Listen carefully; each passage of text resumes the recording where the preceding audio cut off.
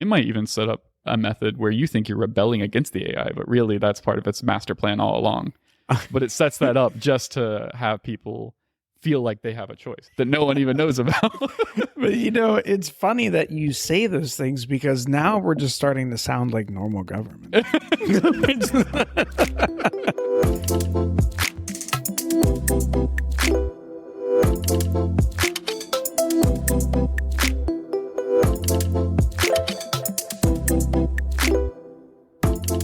Lucas, welcome to the inaugural episode of Entropy Rising. How do you feel about it? I feel excited. I think that we have a lot of information that a lot of people will find interesting, and I'm ready to do this. I hope so. I think we should just go ahead and jump right into it, though. No point in beating around the bush. All right. Sounds good, Jake. Yeah. So I guess we should introduce ourselves, right? I'm Jacob. Hi, Jacob. I said your name. I didn't say You mine. did. Right?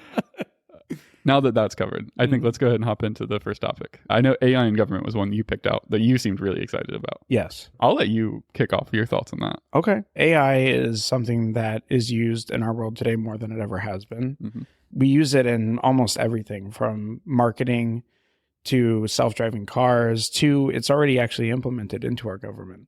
Is right? it? And things that we do. I didn't realize that. For a long time, AI has only been built to serve a single purpose. It's constructed around a specific task, and it's made for that task. Now, my thoughts are, would AI in government be better built as something for just governing us, or would it rather be better built as something that is a true AI? Like a general AI. Yeah. Narrow AI, Right. i.e. an AI that only does one task. Absolutely. Yeah. If we had something that learned for itself and built itself up to what it thought would be the best thing that it could be for our government. I guess I do have a question. So you said it's already in government. Yeah, What? absolutely. So we use it for facial recognition for our police forces and finding criminals, finding missing persons. We use it in weather forecasting to better find out ways that natural disasters will impact our country and destroy things. I didn't think about it for weather forecasting. Absolutely. It's used in algorithms for when we'll need to do maintenance on certain things so that we can better allocate resources around our country. When you say AI, I'm assuming these are like just large machine learning models that just, that makes sense. Yeah. So when you said it was already being used in AI, I was thinking, because I assume, and I'm willing to bet money on this, some congressman or congressman's aide or some senator and senator's aides has definitely been lazy and just thrown a bill into ChatGPT and said, hey, can you summarize this for me? Oh, absolutely. So, Right. Or even just like, I could see them like throwing in a bill and just be like, can you make this more in the direction of my political leaning? Yeah. I mean, the temptation is far too strong It nowadays is. with how presentable AI makes itself, especially in ChatGPT. Yeah.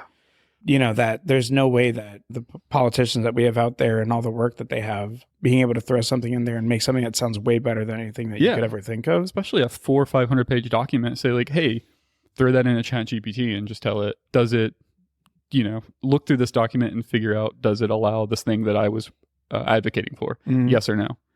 Absolutely. But the thing that scares me is how much power does that give a company like OpenAI? I mean, if you're talking about like how much power does it give them to sort of sway things with how they program the AI and make that algorithm, a lot. Yeah, because if people are using this to write things, and especially if, I guarantee you at least some bills have probably had some AI segments that have been written and made it through revision. Oh, absolutely. So if they bias themselves, even a small percentage bias in one direction or another, I bet could have a huge impact. Maybe less today, but going forward, I think it's going to have more and more and more of an impact. Well, it's interesting that you bring that up because I feel like that would be the most controversial topic on introducing a full AI government. Oh, yeah. Is who's programming the AI, who's making those algorithms, and are they completely unbiased? That's going to be challenging, especially for a general AI. That is going to be a machine learning model that builds a machine learning model. Right. That, it's going to be some adaptive piece of software. But my concern is like, where is it getting its information from that it's learning on? And even if someone's not programming it from the ground up, you can still introduce plenty of biases in that process by feeding it specific learning, like training data. We see that all the time with even current models. Oh, yeah. And so adapting that up all the way to like a government scale AI. But that is a really interesting topic that I do want to touch on because if we are going to have AI implemented, and let's just play with the idea that AI could be an entire government. We bow down to an AI over. Getting to that point. Yeah, I don't know. Yeah, how would we get there? It's because you have to think, right? You wouldn't do it all at once. It No. would be slowly introducing it into certain things, but there will always be pushback. Oh, absolutely. And not even from the populace, which I think would push back, but also there's people who aren't going, people won't give. Yeah. I mean, regardless of your political affiliation, people crave power, right? On all sides.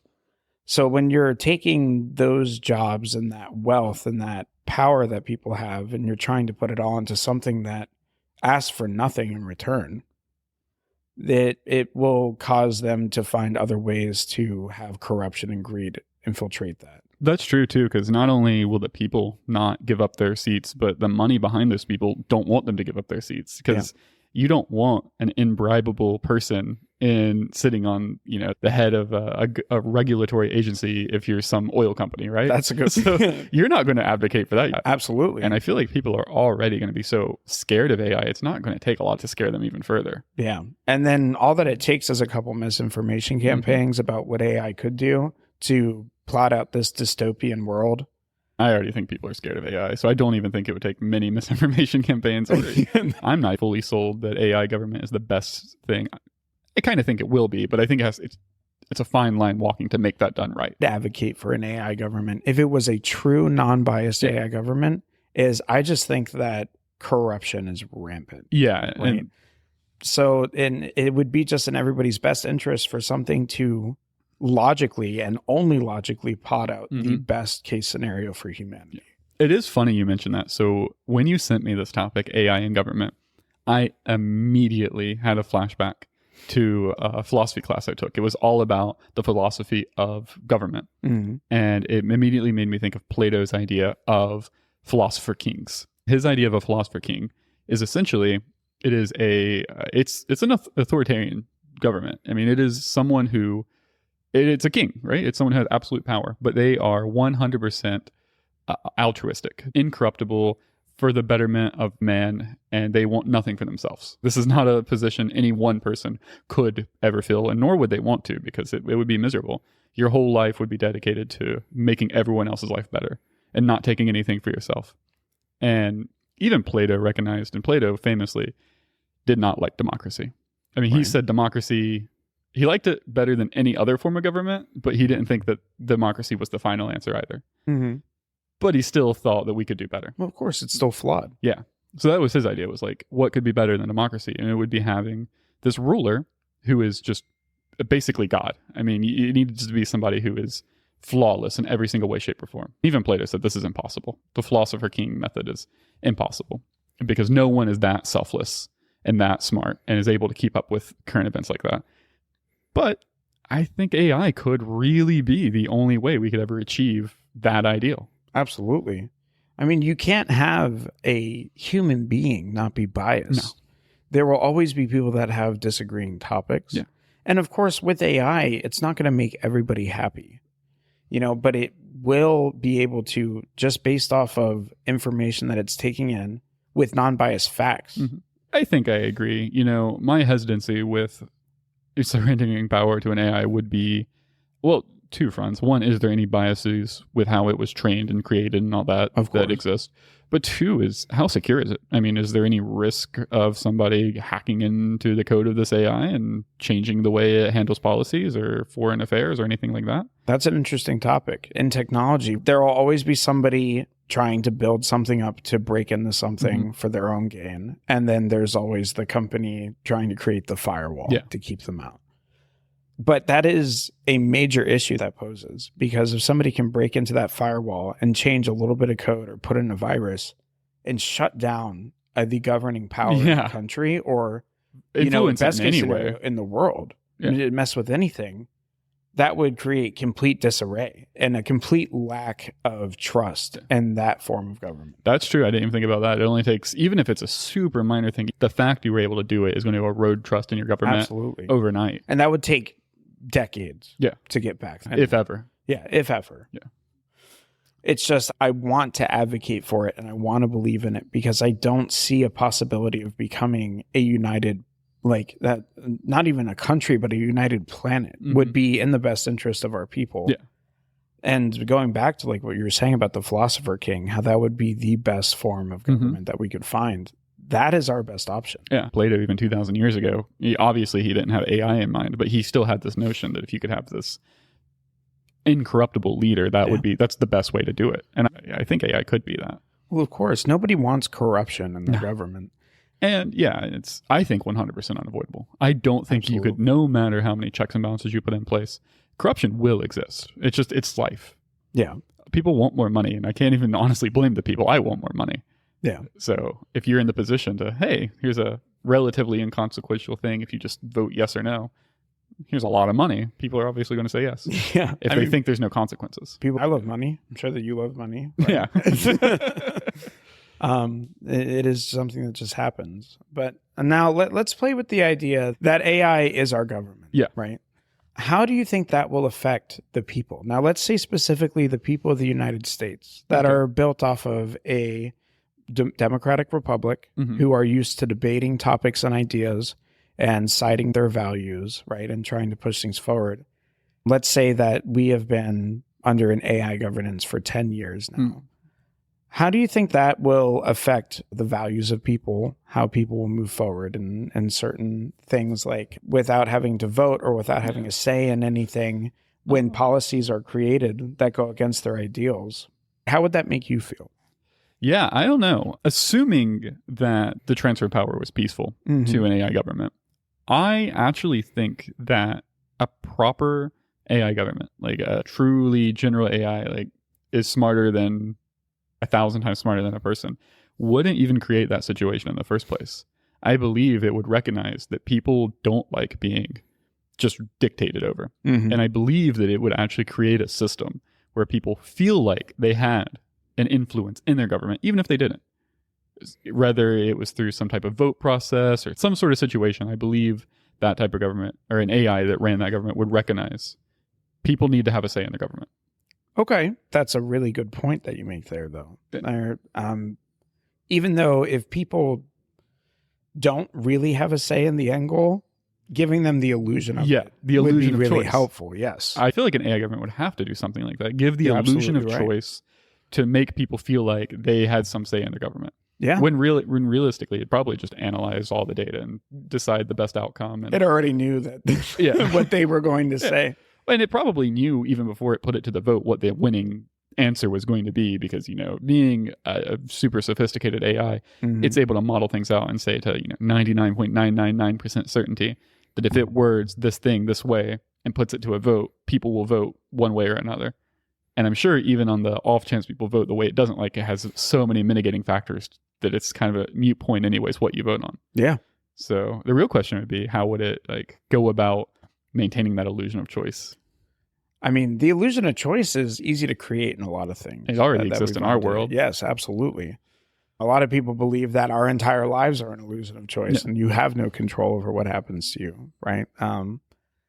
But it is interesting to think about how it would play out, especially on a lot of the controversial topics that are touching our country today, that we can't really find peaceful middle ground on. Would giving the illusion of choice make people happier with that? Or would it have to be something more? I honestly think the illusion of choice would make people way more happy than actually having a say in the decision, because most people don't understand policy. It's complicated. There's, these bills are hundreds of pages long and full of legal jargon. I think all people really need to know is that they have some say in how their government's ran. Okay. Whether they actually do or not, it doesn't matter. Because, you elect the person, but once they're in office, they do what they feel. They do whatever they want. It comes back around to the corruption thing, right? They say what they want to get into office. I feel like with AI, though, when it made decisions, those would be finite to an extent, right? Because it would have an end goal for, what it's trying to achieve to better us and move us forward. Simply giving us the illusion of choice only affects that so much. It just makes the people more docile as it does what it feels like. But again, if you're assuming this is like a super intelligence, it might be able to do that in such a way that people think that, it might even set up a method where you think you're rebelling against the AI, but really that's part of its master plan all along. But it sets that up just to have people feel like they have a choice that no one even knows about. But it's funny that you say those things because now we're just starting to sound like normal government. Yeah, maybe. But no. Maybe its goal in the end would be to the betterment of humanity versus, to make some people money. Right. So right. yeah, it might do the same false flag operations and all this crazy stuff that we hate. It might do that same thing, but the only difference will be it has a better end goal. Okay. The end goal is to make the whole world better. Absolutely. And to make people content along the way. Like it could say, I'm your leader. You have to do what I say, and just govern the world with an iron fist to take us to a better place. But it might recognize, no, that'll create a lot of misery on the way. Let's give people the illusion that they have a difference. They've made a lot of movies about that where the AI loses. Maybe it would lose, so we would think. You install a human government, but in reality, it's just hiding in the background, influencing all the elections to go its way. Yeah. And waiting to resurface. No, I mean, honestly, maybe that would be better. I think that might be. An AI government introduced without us ever knowing. Yeah, that might be better. It's just simply back there manipulating the people in government to give the illusion of people in government, where really it knows that every step of the way to get to its end goal. And it can do that in crazy ways. I mean, even just changing the way things are worded, the way they're presented, when certain things air on TV, especially with how connected our world is, that type of AI in government, it could just, all of these ads are shown to us through algorithms. It could just tweak that and influence target a certain demographic of people and show them or block certain content, show them extra content to influence their voting decisions, to guide the government where it wants it to go anyways. Yeah. It might not even need to step out of the shadows. And it might recognize that if it did step out of the shadows, that people would reject it outright. That is an excellent point that I had not thought of before. That would make even more sense than just outright saying, well, it's time to start thinking about AI as our overlord. So there's this idea that this is my favorite idea with AI, is once we have the singularity, which the singularity is the point at which AI becomes self-conscious and aware, and we can't go back from that. Right. The same way that in the human brain, we have this like pleasure center buried deep in our brain. They call it like the lizard brain. Right. And it's like, food is good. It drives us to eat more food and to do more like of these behaviors. An AI that is developed from humanity, we might be its like lizard brain and its pleasure center and of its brain. So as it begins to expand and expand and expand and move even off world, it still might have this deep seated need to make humanity happy. That would be an incredibly interesting idea, to root AI in human pleasure. Yeah. Right, as its main goal. Now, that would create a very decadent lifestyle. Potentially. Well, maybe not. Because you're thinking of it just thinking, I need to like maximize pleasure. But it could just say, like, I need to maximize human contentedness in life, like to make people as happy as possible in their life. Okay. And in that case, a full decadent life might not be the answer. It might create adversity just the right amount to give your life meaning. That would be a beautiful world. Yeah. So it might not be this like no worries, no struggle. It might actually just tweak things just enough to give you just enough of a goal, because people need something to work for. Absolutely. And they need hardship to build into people that are worth being around. When you first brought up this topic, I was thinking of the people riding around in the Wally scooters. Yeah. Right? Just what an interesting thought. Annoying for them, but in the long term, it's really good for them. Yeah. Everybody is happy and healthy and has fulfillment and purpose. That's world peace, right? Yeah, exactly. Right? That's what we all, really want in this world. So maybe we'll hit that point where AI becomes self-aware, and maybe we'll just be some kind of junk code in its brain that it derives pleasure from making us happy the same way we make our lizard brain happy when we eat sugar and fatty food. Hey, I love sugar. Yeah, exactly. No, I mean, that would be great. And then mixing that with the thought of it just doing it all from the shadows. Because, of course, once you get into the thought of us knowing that an AI is making our lives that way, it kind of removes the purpose and it sort of turns it into a dystopian feel. Yeah. Right. But utopias and dystopias, they're two sides of the same coin. Absolutely. But if we could have it in a way where it was in the background, doing that for us and making us all fulfilled with purpose and love and, just the right amount of hardship, I feel like that would be the perfect end goal. Now, if we had an all-knowing quantum computer AI powered by, 50 Dyson spheres. You could manipulate those things. I mean, that would be perfect. It would be the perfect life, whatever it needs to be for you, but you would be the most content you could possibly be in this simulation. And in the simulation, you wouldn't even know it's a simulation. But they come to you in real life and they say, would you enter this simulation to live out the rest of your life? Or would you stay in the real world? You're asking me if I'd take the red pill or the blue pill? Yeah, basically. I mean, honestly, it would depend on the day for me. I don't know. Of course, I don't want to know that my entire world is pre-constructed, right? I want to feel, again, like I have purpose and I've endured hardship. But unknowingly, if I could know that I would have a good life and live that with fulfillment and purpose and love, then maybe I'd take the blue pill. But I mean, yeah, by definition, you would, because this would give you your most ideal life. And once you entered this world, it would erase the memory that you even signed up for it. Yeah. Some people say they wouldn't, which blows my mind. I would jump in that shit in a heartbeat. Yeah. I mean, some people have worked really hard to build the lives that they have here, which is why I can understand why people would say that. But there are also people out there who live much worse lives than you and I do. Right? Absolutely. Who would take that blue pill in a moment. It would be everything that they could ever hope for, to just be able to live a life where they don't wake up every morning. Yeah, absolutely. So would it just upload us to the... Yeah, absolutely. Do you want to move on to self-driving cars? I would love to move on to self-driving cars. I think so. All right. Self-driving cars. Actually, I have put a lot of thought into this. Okay. But seeing as you actually have a self-driving car, I'm curious to hear what your thoughts are. So my thoughts on my full self-driving car. I have a Tesla Model 3, a brand new 2024 with hardware 4 in it. Yeah, rub it in. It is. I'm just. I was happy with my Toyota lane keep assist till you showed me this thing. It has the best self-driving technology on the planet as of right now. Well, there's Waymo. Well, Waymo uses magnetic lines. I thought it used LiDAR. So it does use LiDAR for collision.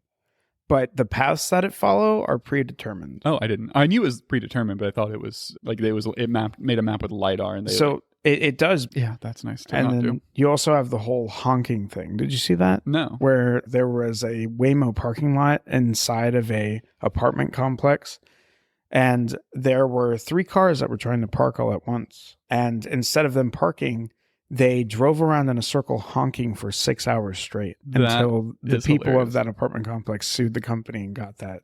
That is hilarious. It is hilarious. But those are issues that will, of course, face full self-driving. I think they're coming. But as far as end-to-end AI-driven, right, Tesla wins. Hands down, as far as I know. Now, they only recently became end-to-end AI-driven. Before, they were code that was based off of millions of videos of people that have been driving Teslas back since, 2013. Yeah. Me driving in the self-driving car, personally, I love it. They recently brought out that you don't have to keep your hands on the steering wheel. I saw that. You just plug your route into their map, and then you hit one button, and the car makes a little ding, and it goes. It drives really well on city streets. It's very cautious. I've never seen any videos of the self-driving cars ever hitting a pedestrian or sideswiping another vehicle. Back even when they were using LiDAR, using lasers that are coming out and plotting a course around them. Now they are completely camera-based. So Teslas have a lot of cameras on them. They use those cameras to judge really good distance between things, judge speed, judge where pedestrians are walking to, where cars are going. You can read stop signs, merge signs, yield signs, and speed limits. You can see cars' turn signals and stoplights and everything.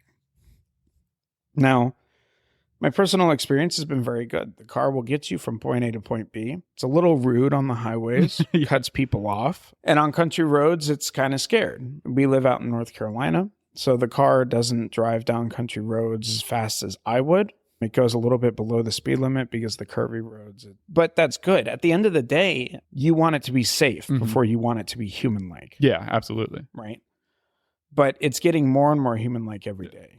Right? So as we continue moving forward, the car is getting better and better. There are still, of course, drawbacks. Like it will sometimes do dangerous maneuvers trying to quickly jump into different turn lanes so that I can I get noticed into that them about before. yours. It will not get, if it knows a turn is coming in 2 miles, it will wait until the last 5 It'll minutes wait to get until over. the last 0.2 miles. Yeah. And then it'll fly over in between two cars with maybe like 6 inches of clearance. Yeah. It is rude. So annoying. But as far as the technology goes, it is awe-inspiring. Yeah. It is something that I never thought that I would see in my lifetime. So I've been doing a ton of thinking. Like I've stayed up at night thinking about what the future is going to look like with self-driving cars. I think we're going to be in for a complete revolution, especially in the United States, where I know a lot of people like to talk down on the United States for our lack of public transport, and rightfully so. Oh, It's very frustrating. As someone who hates driving, I hate driving. The lack of public transport is frustrating. I hate it. I wish I could just like hop on a bus and go to work. I looked that up, by the way. There is a bus that goes to my work. It is a 15-minute drive. It is a 2.5-hour bus ride. Oh my God. Yeah, it's crazy. Yeah, they've got like one bus on this route, and it goes from like Alaska to Maine. I swear, it's like it's the longest bus route. But I think especially in America, because we have all these medium-sized towns that we can't put any like light rail in or any public transport in. That self-driving cars are going to change everything. Absolutely. I think as we get more and more self-driving cars, less and less people are going to own cars. Which will decrease the amount of debt that people have to put. I do think people will still buy cars, but I think it's going to be seen as more of like a boat, right? Like people still buy boats. Regular middle class people can afford them, but you really don't buy a boat unless you just really want a boat. Right. I mean, a lot of people, they buy things, you'll see them, the souped up BMWs, the, Corvette Stingrays. Those vehicles, people aren't buying those because they need a transport. Of They're course. buying them because they want to flex. And that'll still exist even Of with course. self-driving cars. Yeah. But I think as we transition to like a driverless world, I think we're going to start seeing transportation like subscriptions. Instead of buying a car and making a car payment, you're going to sign up for like whomever, like maybe Uber, maybe, Tesla. They'll have like a subscription plan. Like you sign up, it's like $200 a month. You're given so many miles a month that you can get for their self-driving car. It'll come pick you up, take you wherever you want to go. There'll be cheaper options. Maybe the cheaper option, you have to ride share with people. Maybe the more expensive option, you're guaranteed to have a car during peak hours, like during your morning commute and stuff like that. And I was thinking about even further. It's like, what if we get to a point where let's say you sign up for your Commuter Plus subscription. So you schedule your car. You pay for the highest end subscription. So you can tell it, like, I want you to pick me up at my house at 8:15. And it might not be much you do in the morning. You might literally get up, brush your hair, brush your teeth, and then walk straight out into the car that's waiting for you because that car already went and picked up your breakfast. Or they might have like a mini fridge in the car. Right. And you pick out, because you have the highest subscription, you get like 50% off the pre-frozen food they've got for you, which is going to be breakfast food because it's picking up in the morning. Pop it in the microwave and you eat your breakfast on the way to work in the morning. Yeah. I mean, that's that would be, I would subscribe to that. Yeah, exactly. And there you go. You hop in the car and your food's waiting for you. You get a kickback, watch some TV, eat your breakfast all on the way to work. Yeah. I mean, that would be something incredible and definitely something that will be possible as we get into more luxurious subscription services and people want more luxury. Well, that might not even be a luxury. That might be the more economical option. The luxury might be owning the car. They might look back at us and be like, wow, I mean, were these people rich? They would have 2 or 3 cars. Like we can't even afford one car. We rent one, or we have our subscription. But like, it might be seen that owning a car that does nothing but sit in your driveway for 90% of the time you own it is seen as such an opulent luxury that they might look back at us and be like, that's crazy. Yeah. I mean, we see those things happen in history a lot. Like people who would own abundances of land, right, would find it as more of a burden, where nowadays it's a luxury. Yeah. Right. But, of course, we would see that as luxury. I mean, there's a car with no driver sitting in your driveway waiting for you patiently with your breakfast. Yeah. To drive you to work, and you can eat and then take a nap. Absolutely. And then it'll wake you up when you get there. Actually, you mentioned luxury. I would not be surprised if in future generations think that driving a car is a luxury. Yeah. Because I think as especially regulations change around driving, it might be very expensive to get licensed to drive a car. Or you might only be able to do it on closed circuits. Yeah. It could be like just for sport and hobby related. Yeah. Oh, honey, I'm going out this month to drive a car with the boys. I was thinking too, though, like, so I took that idea of self-driving cars and subscription services, and I was like, okay, so what's the cheap option? What if you're broke, right? So like, what if you don't have the money to pay for the car that shows up with your food waiting on you? I was thinking, what if you have the baseline self-driving car subscription? One, you're not able to book exact times for it to pick you up. Maybe during especially like busy hours, you've only got like a 30-minute window you can book. You can say, pick me up between 7 and 7:30. I need to be at work between, before 9. So it might get you to work between 8 and, 8:30 and 9. Okay. And it's not going to be a single car. You're going to have other people in that car with you. Okay. Now, it might be cubbied off a little bit, kind of like how trains are, where you're not sitting next to the people. I could definitely see a situation where you pay for it, it picks you up, and it might have to go pick up 1 or 2 more people, and then it'll take you to work. It might drop some other people off. It'll drop you off, but that might be the budget option for the self-driving car future. Now, what if it wasn't a car? What if it was like a small bus? I was thinking about that.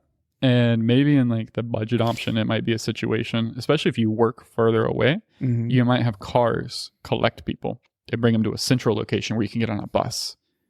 But the issue with a bus is like, if you're trying to pick up 15 people, then, I mean, I guess since it's AI, you can do a lot of logistical planning, especially if you require people to schedule their rides at least 12 hours in advance. But you end up with an issue where the pickup windows are going to be really big. If you've got to pick up 15, 20 people and drop off 15, 20 people, it might be hard to do all of that. I mean, get people to work. If you had certain buses for certain more populated zones where people would be working in specific areas, or even if you had them linked to companies. Yeah, I could see that. Because if most people in companies, they show up at the same time every day, right? On different shifts, but they'll still show up together. Yeah. Right. So you could have them linked to the companies, have a partnership with the companies, or it just be completely government controlled public. Yeah. Driving, or it could be privately controlled, like Tesla could make. I did see the it, robo-taxi. Office. But you could have a shuttle service like that that's just linked to the company, and it goes and it has its predetermined times. If you're working off of a low tier subscription, it's like the bus is picking you up first. Yeah. So, it's just, you got to be ready earlier than your other friends. If you don't like it, you can pay more. Yeah. Right? I could see that where like maybe Amazon has a deal where you get either free or very discounted service, but it is going to be a bus, and you might have spend an hour and a half sitting on this bus. Yeah. But it's coming to your front door. Yeah.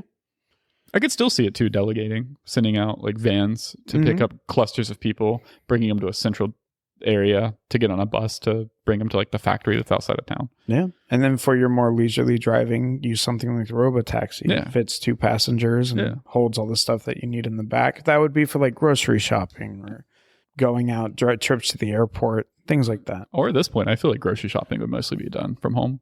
You're absolutely right with the delivery services. Yeah. But some people like going and doing it. There will always be a desire for that. It's just, I'm trying to figure out why it was designed that way with just 2 seats and a big trunk. And I know it's for like airport use, like all of your packages, but the other applications for it would of course be big grocery shopping trips, things like that. I think, and this is giving a lot of benefit of the doubt, but maybe they did some analysis and they figured out most taxi trips only use 2 seats, and they just like, if we can only make 1 car, let's do the cost benefit analysis, make it as cheap as possible. It only needs to hold 2 people. That won't work for everything, but it'll work for a majority of people. That's my guess on why they did it. And if it's going to function in like high density urban areas like cities, making it as small as possible could be beneficial. But yeah, I would have preferred to see a 4-seater. I really would have. And it's so crazy because, Tesla tries to do this futuristic thing. They could have really, with car design, and re-innovated it from the ground up, which is what I expected them to do. But they made what still looks like mostly a car. What if they had made it like more like a bubble design? You had 4 seats that recline, that face each other instead of any facing forward. And you and your boys are going to the bar in a bubble. Right? But if that bubble is $5 and Uber is $40, I'm showing up to the bar in a bubble. Absolutely. Right? Like it would of course be cool to ride in it, But some people, they would see it as change, and change scares people. A thought that I just had, though, is showing up to the bar and like the base model self-driving car is probably going to be like a sign of like, oh, this guy's not got money. Yeah. Like, if you're trying to bring someone home from the bar, you better not be calling the baseline. The bubble. Yeah, the bubble. Don't you better call the bubble. Yeah, you might be calling the like, or especially if the car that picks you up is your own.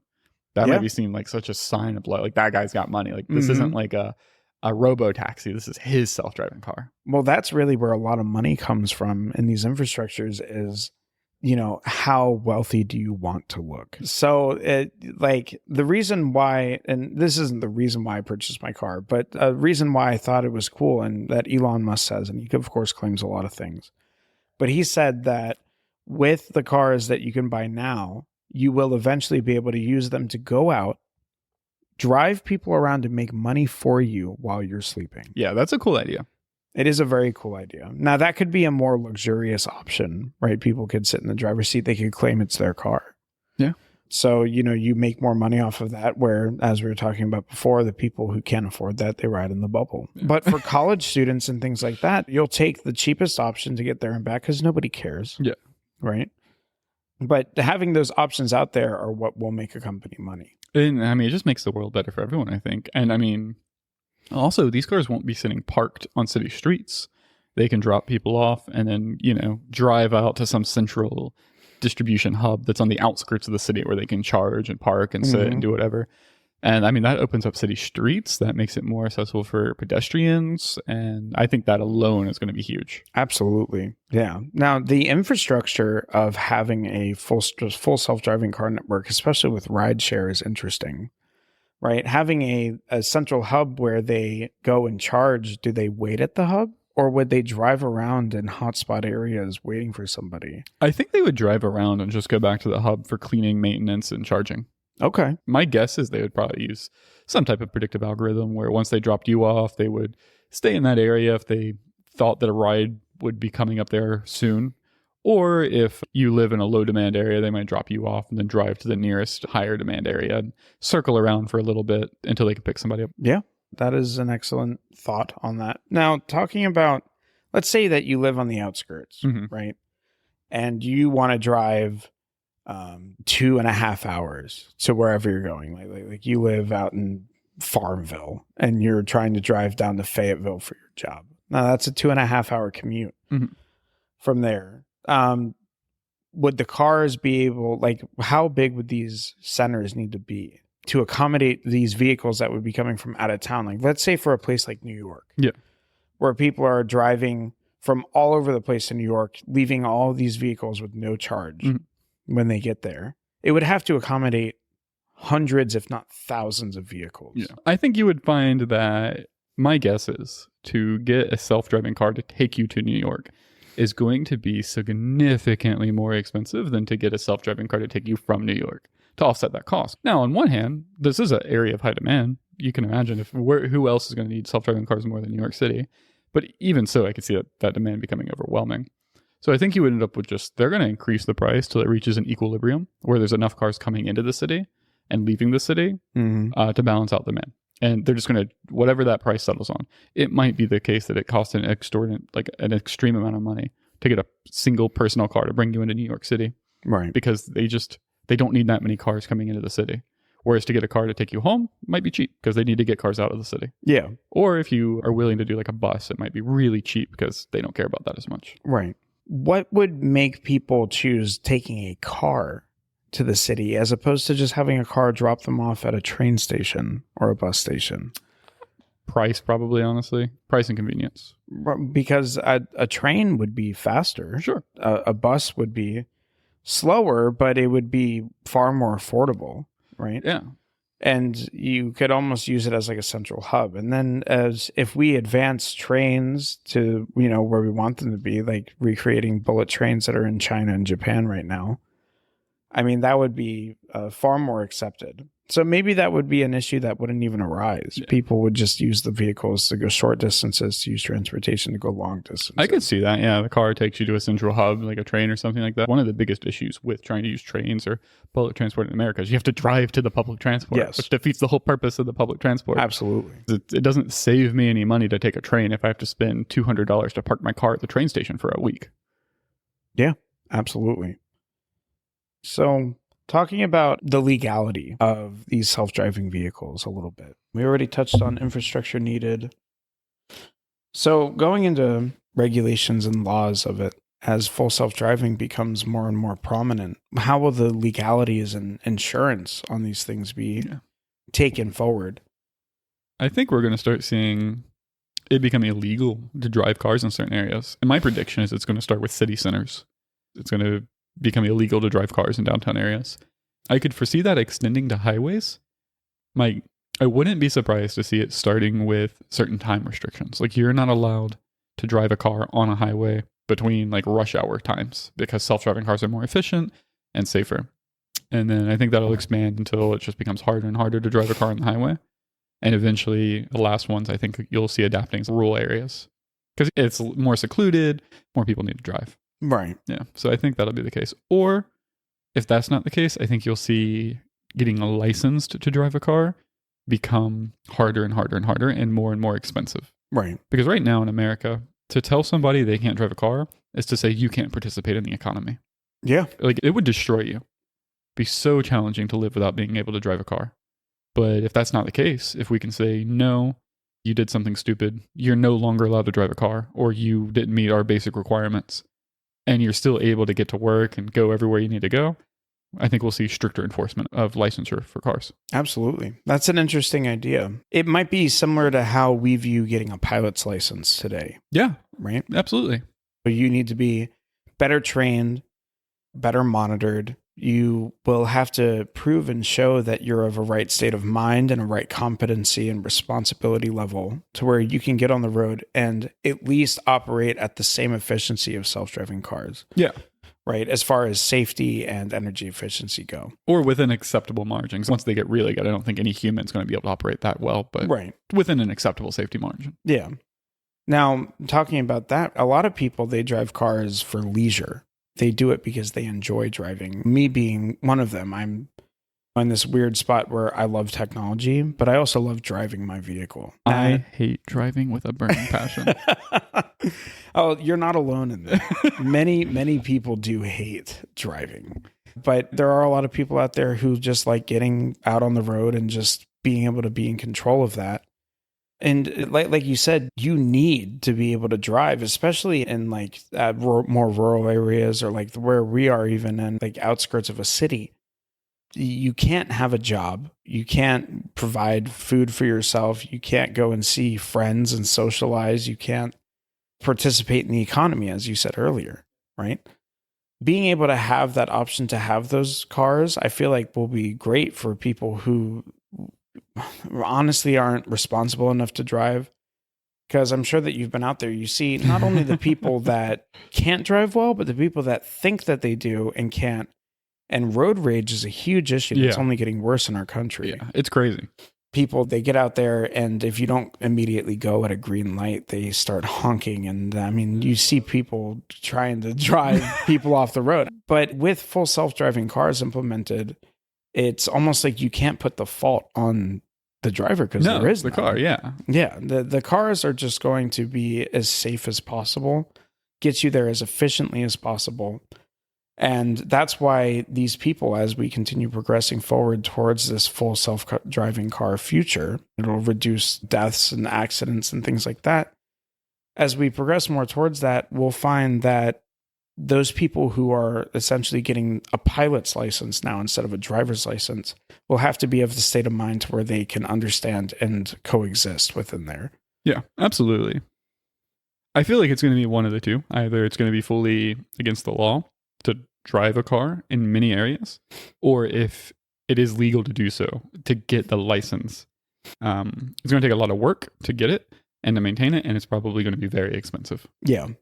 Making it fully illegal, I just don't see as a possibility because there will be people out there wanting to try to show off. Companies and government alike want to capitalize on that. So if you want to pay to drive within inner city areas, it's just going to be $10,000, right?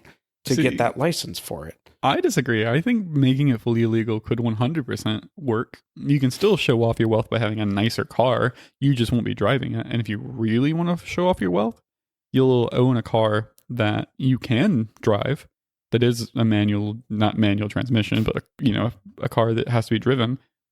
But you'll have to pay to store it at a private track that can only be operated on that track. And that's going to be the ultimate flex of wealth, to say, I have the money to own such a useless device. Like, this thing only serves one purpose, and it's leisure. In a perfect world, that would be fantastic. But just even thinking about myself, driving down a city street, if I'm in a vehicle that has the ability for me to drive it, and it has the steering wheel there, and let's say that I'm taking somebody on a date or something, and they're like, oh, I mean, it would be so cool if you just drove your car right now. That is interesting. I wonder if that'll be a case of right now, if you were to show up to a date and your car was driving itself, that'd be the ultimate flex. You show up to pick up somebody and you're in the backseat of your own car. What else? That's the biggest flex right now, whether it's self-driving or it's like you paid someone to drive your car. Mm-hmm. But I wonder if that'll flip on its head in like 100 years. Well, of course it will, because if everybody's not driving, the cool thing to do would be to drive. Absolutely. Right? I could see that. But I still stand by my point. I could see it being made fully illegal to drive cars. And I think that would still work with society, because you can still have a way to differentiate yourself from somebody else by owning a nicer self-driving car. Absolutely. It's just the reason why I bring that up is because it's illegal to street race on highways, but people do it. Yeah. Right? Yeah, people probably still will. I didn't say that people wouldn't. No, you're right. It's just, I feel like that in the long run, and if we have a government that can recognize that making laws sometimes makes people more liable to break them, right? If you have that going on, and you have somebody who isn't really experienced in driving, let's say we're in that middle ground where most people still have driver's licenses, but they've just enacted the law 5 years ago to where you have to use full self-driving down city streets. I guarantee that there will be people out there that will just be driving their car, whether it's out of spite or whether it's out of just trying to show off that they have a car that you can still drive in those areas. So I think the difference is, where I'm picturing this going, is that you would not physically have the option to drive most cars. There would be no steering wheel.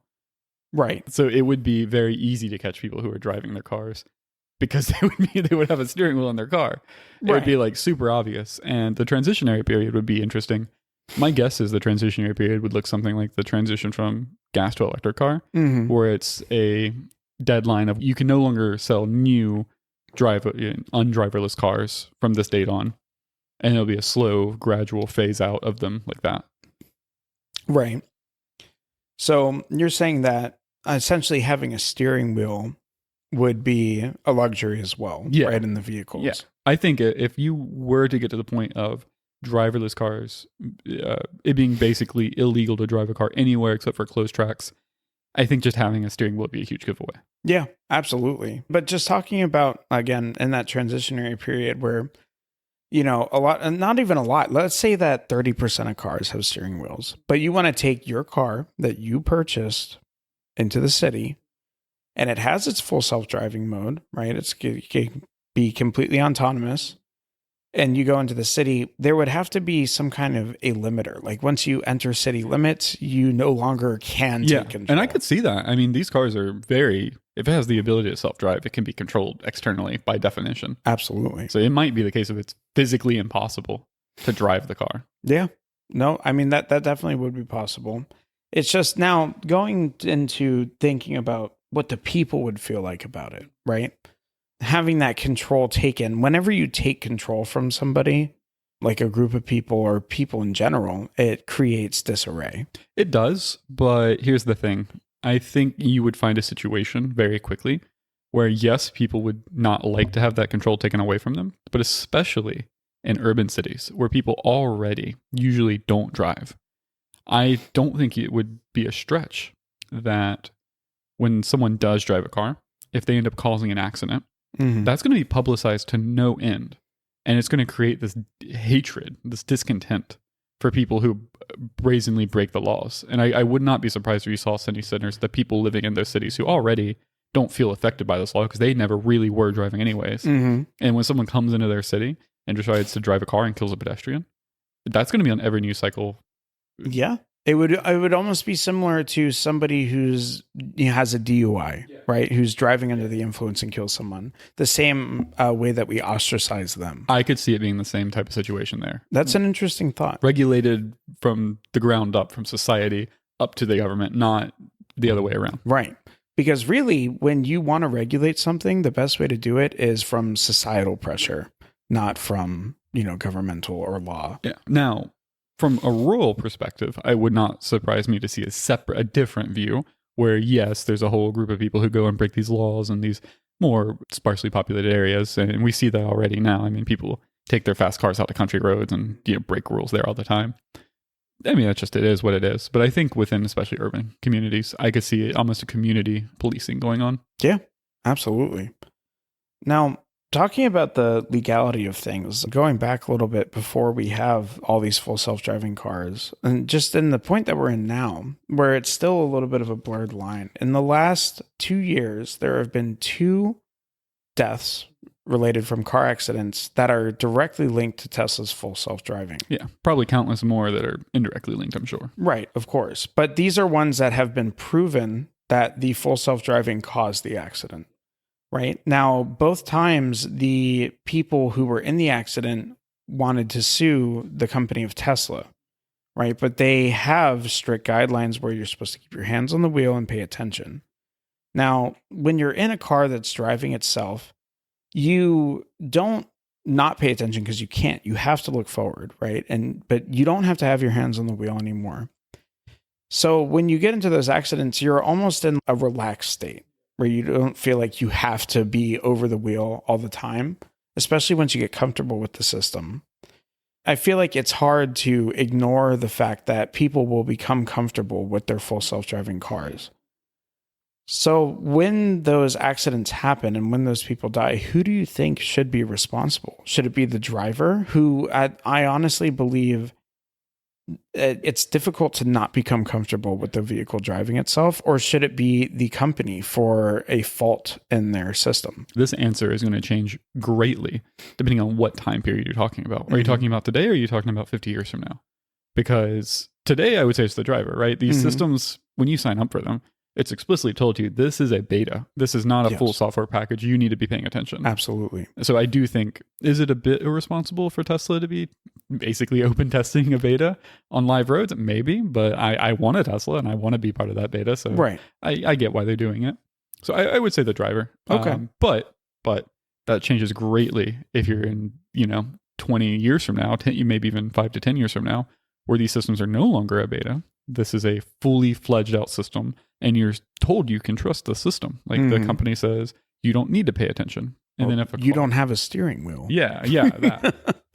So I think the best model to deal with deaths there is to do it the same way the airline industry deals with plane crashes. Okay. It's not a let's point the finger system. It's a let's evaluate the system, everything that went into this deadly crash, and figure out what went wrong and fix that going forward. If they find that there was some fault in the system from the company, then sure, blame the company. If they find out it was just some freak accident, I mean, there still will be deaths with full self-driving cars. Let's be very clear. My mind is it'll be treated almost like plane accidents now. A car crash will make national news because it'll be that rare. So when it does happen, you have to figure out why. If a tree fell on a car as it was driving by, you can't sue the person who designed the car. Not. So I think that's going to be the case. You have to, every single accident will be investigated thoroughly. And I think every time that happens, it'll be tragic for that person, but it'll make the system as a whole safer.